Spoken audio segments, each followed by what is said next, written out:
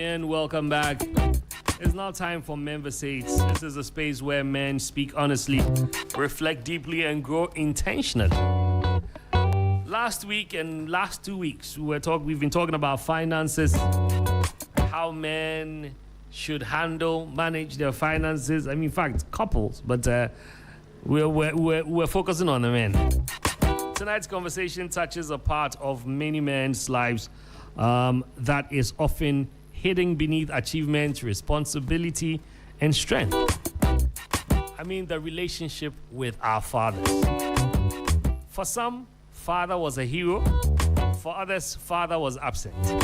For some, he was present physically but unavailable emotionally. And for many, the older we get, the more we realize that our fathers were simply men trying to navigate life with tools they had. As children, we often judge our fathers by what they failed to give us, even adults. And as adults, we begin to understand the battles they have been fighting that we never saw. Not too long ago, I was saying the same thing elsewhere. It wasn't on a show or anything like that. I mean, I had just sat down and started understanding life differently. But understanding doesn't automatically heal the head. So how do we forgive the imperfections of our fathers without excusing the pain they may have caused? How do we stop repeating cycles of anger, emotional distance, poor communication, or neglect? And perhaps, most importantly, how do we become the fathers we wish we had? Tonight, we're talking about forgiving the imperfections of our fathers, breaking generational cycles when raising our children, and learning how to father ourselves. Because one of the greatest signs of maturity is realizing that healing is our responsibility, even when the wound wasn't our fault. Tonight, this evening, I'm in the studio with Kester. Is it Kester or say? Well, Kokonse Kester. What's your surname, sir? Ose is fine. Yes, okay. Who is a communication architect? Yeah. I'm sure you're wondering what that means, but yes, you know. I mean, you can explain when it's time. When I open the mic, officially. And my brother, is it Ora? Coffee Bills. They're going to help us have the conversation. Today is going to be free talk. And, of course, DJ Waps is also going to chip in when necessary. We are all men. And I think Kofi is not married. I remember from the last conversation. But do you have a child? No, not yet. Not yet. Okay. So we are all going to chat. I have children. I'm on my third. Yeah, Kester, you have two. Or one? One. Yes. You're on your second. Okay. All right. I mean, this conversation is a bit emotional for me because I am one of the few that would say that my dad was available but was not available. I don't know if that makes sense. Scripture says that a good father is one that leaves an inheritance for their children's children. And for me, I always say, I didn't get that. But one thing I've learned being a believer is to still maintain the respect, the love, and the relationship I have with my dad. Beyond not being there, like, he was just trouble. Yeah, the guy just worry, but I also see his strength. I see where he's strong, and I know that it's just issues of life sometimes changes people. He had to be dealing with his own issues and then now has to deal with kids or his children. And when I say his own issues, I may not be able to go too deep into it, but he has his personal weaknesses. These are things many have done and died. And not everybody wants to put themselves into that situation. but he found himself in there. Later, we came into this world. So I saw a man who was struggling to work on himself. And then there's also the pressure, of working on his kids. So when I was growing, I vowed that there were certain things I would do before I die. One is have a wedding, because my father didn't. My mother also, but we're talking about fathers. My father didn't marry my mother. So I decided that I would do it. No matter what, I would do it. It's a lot of my friends didn't understand when I said I was going to marry again. But I didn't want to be selfish. I wanted my boy, I wanted to break that curse for my boy. So now, unfortunately, what he needs to fight is that he will not have a first and second marriage. But he will not. Because, I will be behind him in prayer. And these are patterns I have seen in my dad as well. But one thing I vowed not to do was to let myself go when it comes to like alcohol, drugs. And so it was one thing at a point I decided never to touch. Until date, I have not.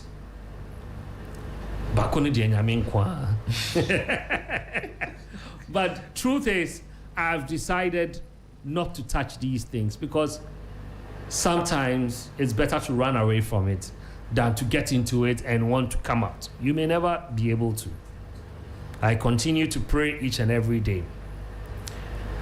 I can see that my father is a very discerning person and he's a very soft person. So he tries every now and then to connect with us. And before growing up to become this man, I was like very hard on him. But now I sit down and when I look at the circumstances around my own family, my initial family, I can see that another pattern is beginning to, spring up again. Because even though it's not my intention, somebody is blocking my communication with my kids. It doesn't change the fact that it is happening. So I need to break that cycle. And it's something that is not easy. So now I open up to him, we have conversations, we talk. And the last time we had a conversation was a very emotional one. And he watched me and said, "Hey, Wachale, now you can't grow." And one thing about myself and my dad is we have a very good relationship. He speaks Pidgin with me. I speak Pidgin. I think he's called me Trig for a very long time. So I'm sure sometimes he forgets my name. And he will always want something. He always wants something. And whenever he calls me, so one time I told him that, you just ask how I'm doing. I don't need extra questions. And that's the part I don't want to get to when I'm old. God forbid. Yes, my grandchildren should run to me and take mine. When their parents refuse to give them, they should come to me and I'll spoil them. I'll have a big house. They can play around. They can come, jump. And they say they will not go home. We want to be with Grandpa. Yeah. Our fathers were men before they were fathers. So sometimes I understand them. Kester. True. Today we can't exhaust the conversation because time is already gone. Yeah. Many of us only know our fathers as dad. Dad. How do you call it dad? Oi. Hey. What's the day? So, growing up, that's what, he was called. So, Oi. My father he's also called Boga. Okay, why? Was he in Britain? He never traveled to before. So the Oi be what? I have no idea. User or Oi. Okay. So I kind of picked it, from that point. there are a lot of things that breaks the connection or the nexus when it comes to the father-son relationship. And I'll give an example.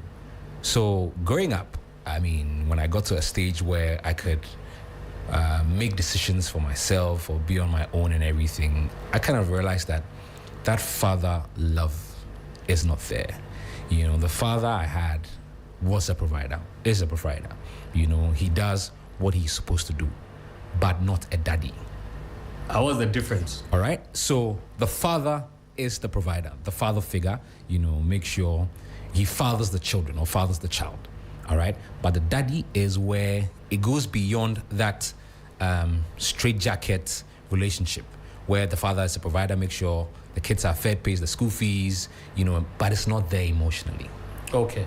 You understand? So he, of course, he provided, took me to one of the best schools in Ghana, Alpha Beta School in Dansoman. So, yeah, I mean, because... They are young too. In Dansoman, I think they are the youngest school. Well, but of course, Paul Ambantem, yeah, you know, but the impact is really but felt. I mean, Martin Porres has always been of course, the mother of all the schools in Dansoman. I mean, come on. I mean, come on. All right, go ahead. So, I mean, he broke his back literally to get us to the best schools when he didn't even have. So for provision, he did. But for being there emotionally is not there. So the part of forgiveness and all those things, I mean, I'm still trying to understand him.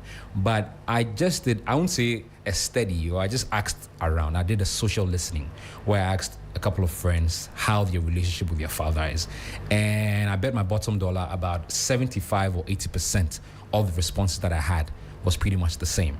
You know, where our fathers were nurtured into a certain thinking that, hey, you can't do this, you can't be with your father, you can't have a relationship with him. So I think that has translated into his thinking as well. So this is where it stops with me, because the question is about forgiving and moving forward as a father and everything. So in my opinion, this is where it stops. And I'll still back it with theory, where we go back to the social systems theory by Murray Bowen. Okay, so the last time we were talking about the mother and the connection with the father, the son, I mentioned this. Now, this is where you, as a son, has to consciously break that connection with the father. So your father did this, especially, pardon me, in cases of domestic violence and everything. Because you tend to see people or hear people saying that, oh, it's not my fault. I mean, I saw my father beating my mother when I was young, so it kind of just was what I saw growing up. So nature versus nurture. It's my environment that kind of made me who I am today. But we as young people, as new fathers, can stop that. Unfortunately, I didn't do the research, so I don't have my numbers right. But I know that the new father, the new generation father, is better than the previous father. Oh, that I agree. That one, we don't need research. Exactly. I mean, I wanted to get the data, the facts. We don't need the data. We have the data. You are the data. We are the data. It's true. Yes. No, I mean, because there are a lot of information. There are a lot of information going around when you listen to some of the proverbs from the past. I mean, they're all very demeaning to the young people. Yeah. I mean, clearly, that's how they were raised. True. You know, so even when, I mean, I've been on a state board, where when you are young, you can't speak. Right. And because I will not shut up, you will be tagged as a disrespectful person. True. That's how they were raised. Yes. I don't want to cut you, Right, so yeah. go ahead. Yes. So, case in point, how they were raised. So, there was an argument I had with my father. And he says, hey, guest of yesterday, you know, who dare you? Like, you can't do this to my old man. He calls his father my old man, you know, and I got to understand that thinking was still there. And I look beyond that because I kind of understand that was how he was brought up. Yeah. You know, so this is where the social systems theory comes in, where you as the new father, the new generation father, stops that continuity. So every time you want to shout at your children or beat your wife or do something from the ordinary, you know, you kind of remember, consciously tell yourself that, no, it stops with me. All right. Now, the other part where you see people having conversations with their father, you know, going out to play ball and sitting out to watch football. No, I never had that growing up. I mean, so there was a time I tried to, bring it up and then see how it works. But still, it doesn't work. Our old men... it doesn't work. Yeah, our old men don't even want to involve us. When you say it doesn't work, I mean, you still don't get it from your dad. I don't get it because he's wired. But wait, at this age, what do you want your father? You want your father to watch football with you? I mean, it's the little things, all right? Of course, he's getting old and everything, but at least I'm trying as much as possible to spend quality time with him because I didn't have that growing up, all right? Just like I spend time with my son. Okay, you don't get that with our fathers. So my father was even surprised one time when I was taking care of my son, just say, and he was marveled because he's never done something like that before. The old women, or our mothers would, my mom said it, that she was pregnant with my little brother and she was carrying me at her back, and still carrying something on her head. And the man won't try to help or because they're used to that. Okay, go into the kitchen, cook, and then I'll be in the hall reading graphic and all those things. But as you said, that has changed, where men change diapers, men take care of their children and all those things. So it's high time we as young men break that notion that, oh, my father did it, so I'm also going to do it. There are still young men I speak to who kind of think like the old ways. There's a final one where our fathers sometimes don't involve us in decision making. That's where I'm coming to. I think I've complained to you a couple of times on that. And also, when I did the social listening, I realized that a lot of people my age and even slightly older have that problem where you've taken us to school, all right? So we know what is happening currently. But they are also stuck with the old ways of doing things, where they want to go through life the old ways and not changing. So that becomes a problem. And as young fathers, as young men, we need to change that. All right, as young men, we need to change that, Kester says. So, Kofi, I'm coming to you. Sure. Have you reached a point where, you see your father? And I want a personal angle to this. You see your father as a human being and not just a parent. I mean, at a point in my life, that's what helped me.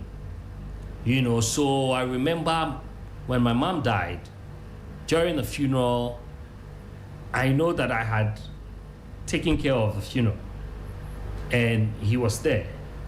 And I would introduce him to all my friends, and he himself was shocked. He himself said, Charlie, you've gotten me emotional, And then my pastor had observed that. So when we're leaving, he was like, Charlie, this thing you do, you try, because a lot of people will either run away, they will hide, they will not show their dad. But, I introduced him to almost every celebrity that came for the funeral. And for me, what helped me is my answer to this question, where you see the person beyond a parent, but also as a human being. Have you gotten to that point? Have you gotten to that point? Yeah, Trig. Just to touch on, you mentioned that your father was there, but emotionally wasn't there. I can relate to that because I also had a father where, in a whole month, you hear him speak like twice. In a month? In a month. Very quiet. Wow. He wouldn't want to talk on anything unless it pushes him. So wow. I think one time when, we came of age and then now you can just talk to your old man as a boy, and then I think we had an argument. But it wasn't really an argument. He did something, I picked the phone up and I just went on him. And then I hung up the call, right? And so I was just there about 2 hours and then my old girl called and then was like, what did I say to the man? Because it's like, he's now changing the decisions that he made. And so I just sat down and I was like, okay. So this is like the first time that, I've, had that connection with my dad. And then it actually, changed because we also him to be a difficult person. Yeah. But I realized that we didn't actually, engage the man because we all knew him as a quiet person. So when he's talking, when he's doing something, we don't really engage. And so I sat there and I was like, right. So this man is actually a human being, like you're saying. And then if you can have a conversation, open up to the man, then you know that, yes, the man is not just being a strict father, but the man is also a human being. Yeah, so in a personal, experience, yeah. Wow. Yeah. Wow. And trust me, a lot of people have that experience, especially the generation before millennials. They don't. You can't talk back. Yeah. No. I'm serious. Yeah. You can't talk back. Yeah. And as sad as it is, but that's the reality. But Kester, let me come back to you. I know your father. Mm-hmm. So when I'm looking from, and I don't know if you get that from others, when I'm looking from a far place or from a distance, I'm thinking you are blessed. No, you see, my time, I remember when I bought my own money, I bought my own shoe for my graduation, and I left it out there to dry because it was a mirror shoe, what we call patent leather. Yeah. And I went to take a shower. By the time I came back, the shoe was not there. Yeah. The shoe was not there. So I could not go for my own graduation. I have many of such instances where my friends will come, you will lose your phone. You know, maybe you can't leave anything without locking your door. So I come from such a place. And I still try to build the kind of relationship you have with your dad. So anytime I see your father and the way you guys play around him, and I see that you like to worry him a lot. You know, because you like worrying quiet people. What's the name of that, your colleague? Sweetie! You know, so anytime I see you, I'm like, yo, like, you are blessed. I don't know if you have also felt blessed. Well, I mean, I have. Because Father's Day is coming. Yes. So whether you like it or not, I will inspect your gift that you give to your father. Yeah. I mean, he always gets emotional when, you know, I get something for him. And he's like, oh, you don't have to. But I'm like, yeah, I know what you've done. I know the sacrifices that you've made. You know, at some point I told you my father, you know, was a taxi driver and everything just to put us in one of the best schools. So he didn't have to, but he did because he knew what he was doing. And truth be told, it has really helped all of us, you know, to where we are. So I appreciate him. It's just about the relationship that I'm looking forward to. As a father, you know, hands down, he, you know, even if he doesn't have, he'll make sure you're okay. All right. But that beyond that, you know, that daddy type of love, that daddy type of relationship. That's the part I'm trying to understand, because then you sound like it's difficult for you. And I want you to share. Yeah. Because there are people out there like that.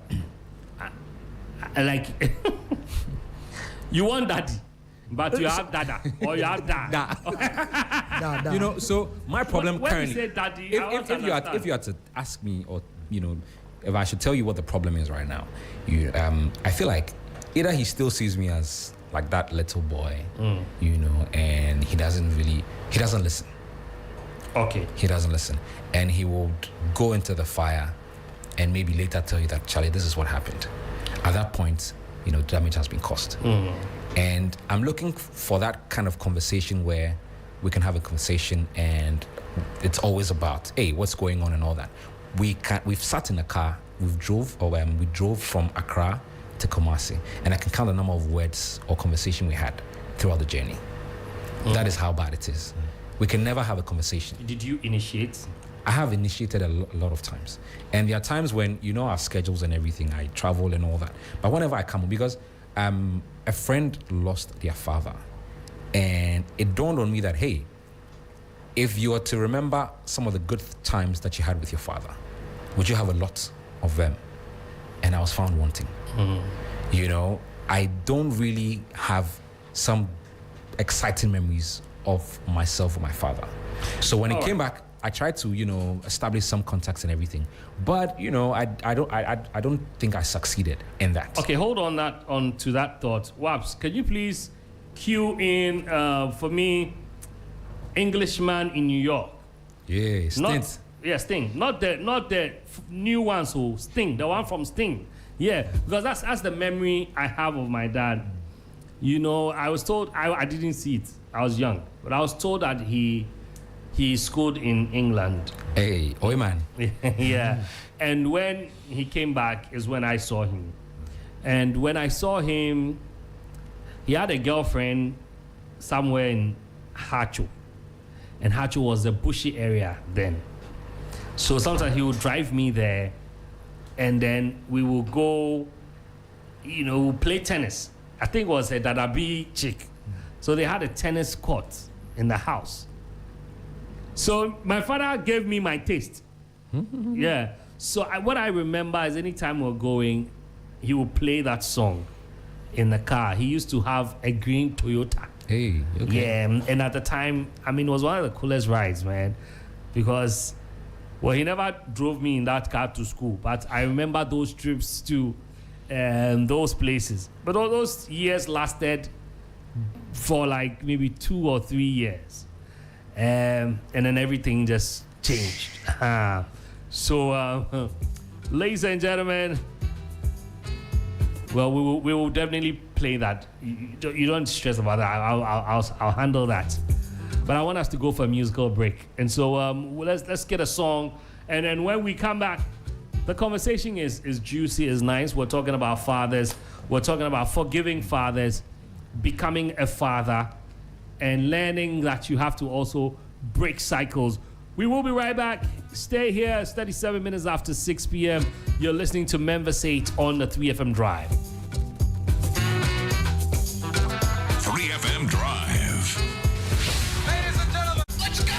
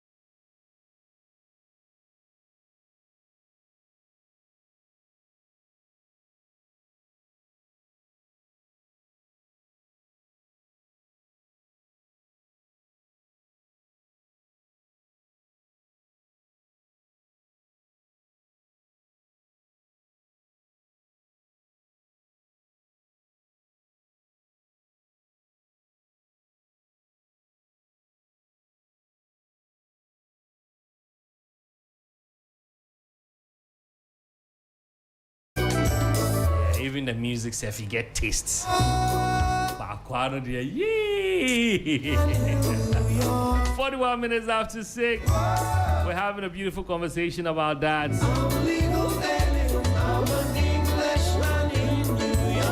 You're listening to Sting, Englishman in New York, in the back. All right, so Kester, we're back to this conversation. Kester is looking for a daddy, but has a da. Or bro say. But let's look at breaking cycles. Like I said, we can't exhaust everything today. We'll continue. We'll wrap it up next week. But let's look at breaking cycles. What are some patterns that you've observed that you find it necessary to break? I know that you mentioned the thing about communication. What else? Because I feel like a lot of fathers, new fathers, don't focus on those things. One of the things I fought with was divorce. You know, I didn't see any of them really married, you know, apart from my uncle. And he also divorced. But one thing I tried to do was to fight that, make sure that no, it won't happen. Because once it does, then it becomes a cycle that is continuing. And I need to break that for my kids. And so Kest, I'm asking you, what are some patterns beyond communication? It could also be spiritual. You are a Christian, and you do hear some of these things from churches, and every now and then you do hear one or two of these cases. Well, I mean, communication is key, you know, and as a communication architect, I am certain that information has to be communicated strategically to build reputation and then get the message sent on time. So communication is key, but one thing or another thing, it's a cool thing. Who told you that it's a good thing? That's what I say. Whoever taught you that they lied to you. He said he heard. Yes, I heard. They lied. They're on hear it. Correct me if I'm wrong. On hear it. But from the so that's it. That's one thing that I definitely want to break, and the fact that the father figure will metamorphosize into the daddy. Good. But I mean, I get where you're coming from. Yes. It's important. So, Your children deserve it. Certainly, you know, be there for your children and do the things that you didn't get. Because oftentimes, people will say that the way I behave was based on how I grew up. But it shouldn't be that way. Especially with the new technology, with new things coming up. We need to adjust, you know, and not be adamant. We have to move according to the changing times. So if something was done to you, if something bad was done to you back in the day, you growing up, you're your own adult and you know the right from wrong. Do better, be better than your father, or be better than somebody you grew up looking to or looking at. Okay, all right, Kofi. So, Trick, so when, you know, I sat down at a point and then I was just thinking about it, and, you know, I can say I see a lot of my dad in me when it comes to being silent, you know, being reserved. Yeah. Yes, and so I sat down and then I was like, when I have my own family, one thing that I'm going to try and not make it happen is that we go like a whole day, you know, without talking. And so, you know, I remember, you know, when I was a kid, you could come to my house on a Sunday, because on a Sunday is home, and then the only thing you hear is radio. And so that is how, yes, that is how in your house? In my house. You people were not talking? No one. So like you see everyone either on their bed or just sitting somewhere. And so it was just probably would be my sister who was, you know, then you see Eshe. They should just come and cause commotion, and everyone is just yes. So one thing that I'll say I loved about my dad would be radio. The fact that he made me love radio up to now, yes.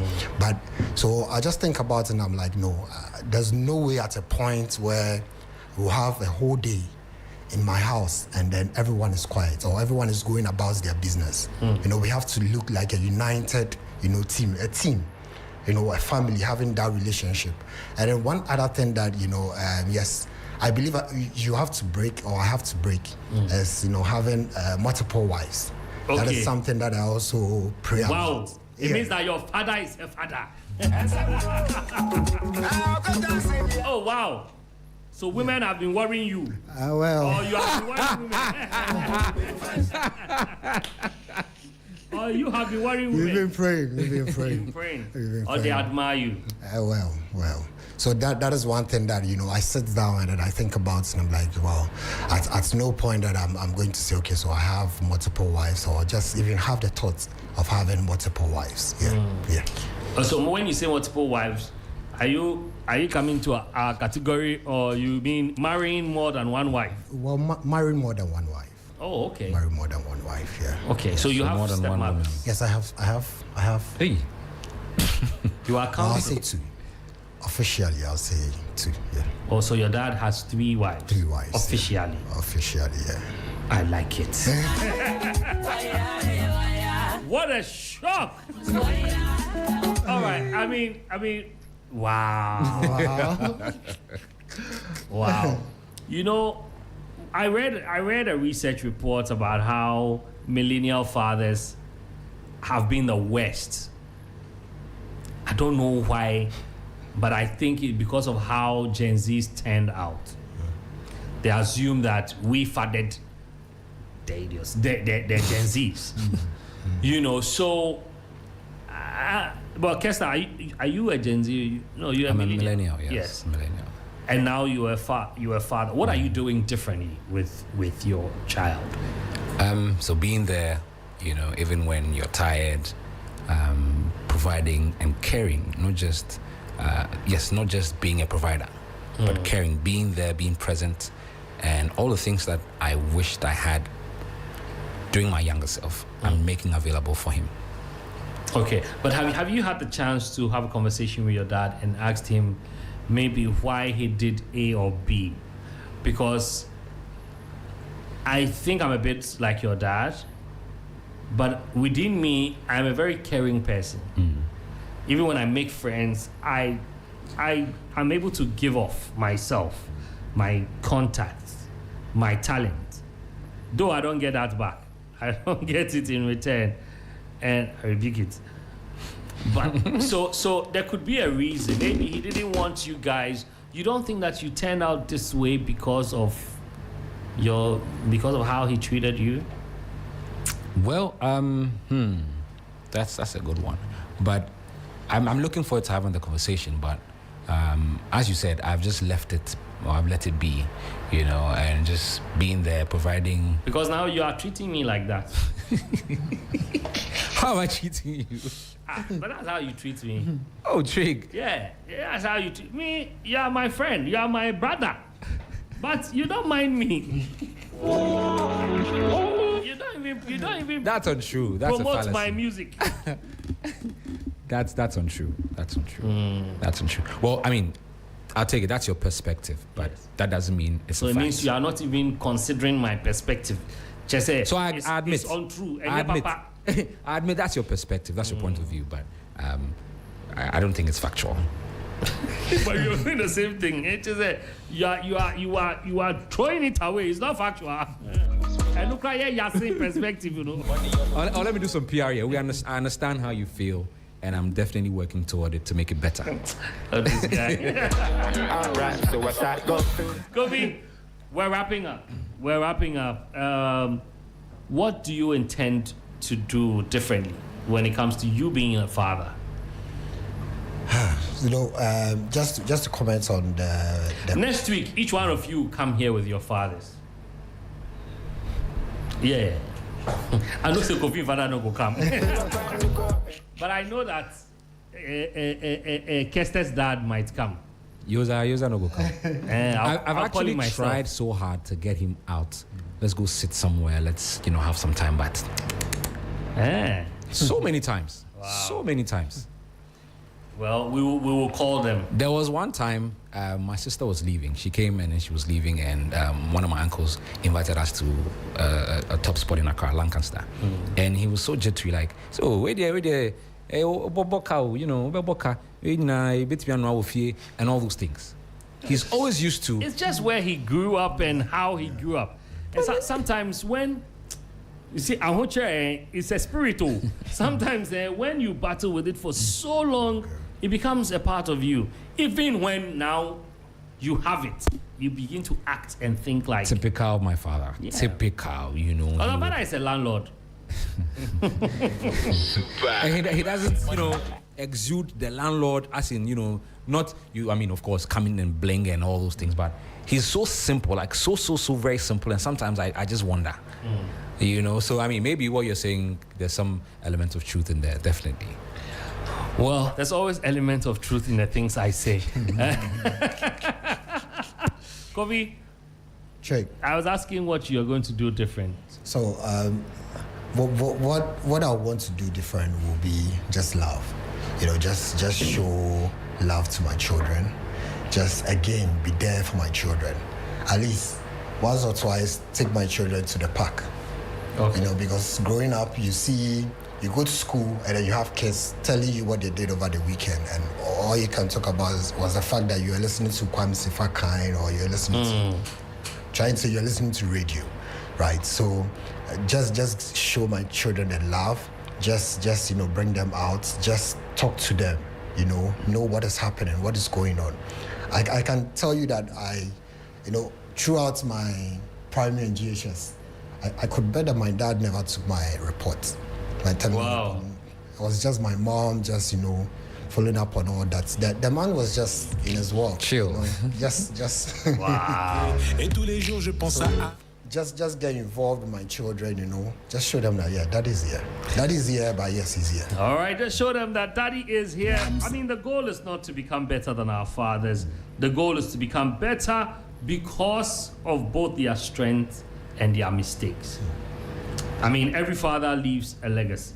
It's not just the building, it's not money, it's not just the car. I mean, if they leave that too, we don't mind. I mean, some of them, they never die. What they did right and what they did wrong also sometimes helps us in our growth. The big question here is, what kind of legacy will your children say you left behind? This is MENVERSATE on 3FM, on the 3FM Drive. We're talking. Music in the back is Session d'Assaut. But the title of the song is Désolé. This is a very old song. I chanced upon it when I was in my I'm still young, like some years back. And I've been a big fan of these guys since. Communication architect. Yes. What is Désolé? Sorry. Yes. Aquati friends. Monsieur, tu parles français? Et toi?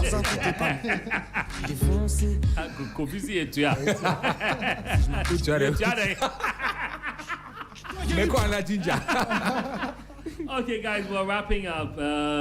I want your final thoughts, and then we can say our good nights. Okay, so we should, as young men, as potential fathers and everything, be the father or the person we always wanted during our younger self. So if your father wasn't available, if your father wasn't the provider, if he wasn't caring and all those things, let's break that notion and be there for our younger children.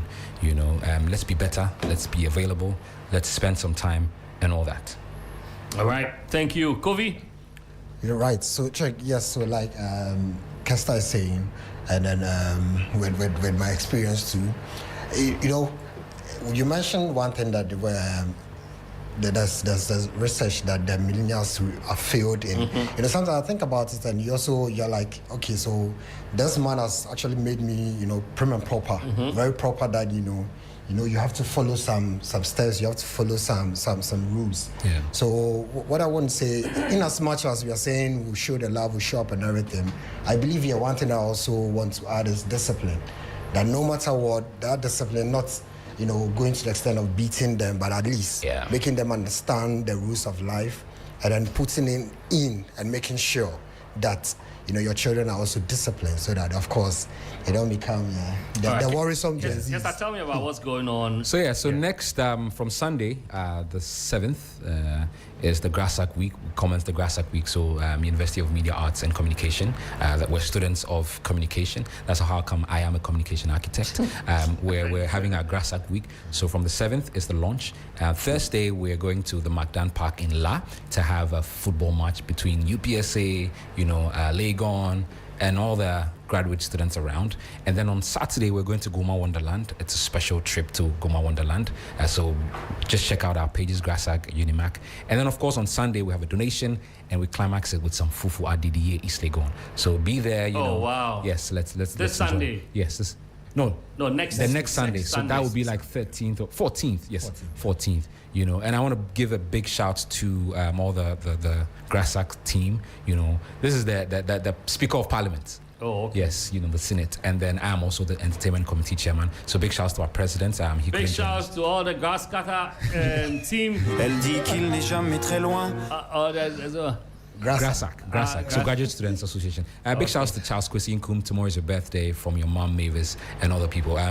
Congrats on your BEC, completing your BEC as well. Okay. Kofi, do you have anything to add? They say you are the president, Senate, Speaker of Senate, at the Grasscutter Committee. So and the ladies love him. Oh, the ladies love you. Yeah. Okay. I love them. So he had to pray. You have to pray. Because the way you are greeting, 3-step mother. It actually shows that, yes, you have a big family, and so, yes, you have to, you have the heart for a lot of people. Hey. Being diplomatic here. And so what I want to add is that, yes, so I'm sure Trig will be at the day on Sunday. Yes, certainly. But of course, we want to bring you on board on one of the days so that, you come in and then show us your love. Okay. We are always showing the love. But I think Ujeju will help us. Alright, guys. It's time to wrap this up. Thank you so much. We are done with this. We've come to an end of another exciting edition of 3FM Drive and, of course, of MENVERSATE. From the insights on Mind Shift, the practical lessons from Tips on Wheels, the honest opinions shared during Easy Talk, and the deep reflections from tonight's MENVERSATE. Thank you for making this journey worthwhile. Today, we've been reminded that leadership is built through consistency, relationships thrive on communication, and healing often begins when we choose understanding over resentment. We've also reflected on the impact of fatherhood and the responsibility of each of us. To everyone who called, those who sent messages, shared their stories, or simply listened on their way home, thank you for being part of the conversation. As you head into the evening, remember, life is not just about the big moments. It's the small daily choices that shape who we become. Be kind, be intentional, be grateful, and keep showing up even when nobody is watching. My name is Trigmatic, and on behalf of the entire 3FM team, thank you for riding with us. From 3 p.m., you are an amazing guy, or girl, or chick, or sister, or brother. Stay safe on the roads. Enjoy the rest of your evening and keep it locked right here on 3FM 92.7. And because it's raining, when you're coming out, make sure you take a raincoat, take an umbrella, a cute little one, strap up and make sure you're safe. Don't go and hide under a filling station or a fuel station, please. Don't go. We don't want any other issue. Good night. God bless. And we'll do it all again tomorrow at 3 p.m. 3FM Drive. 3FM 92.7.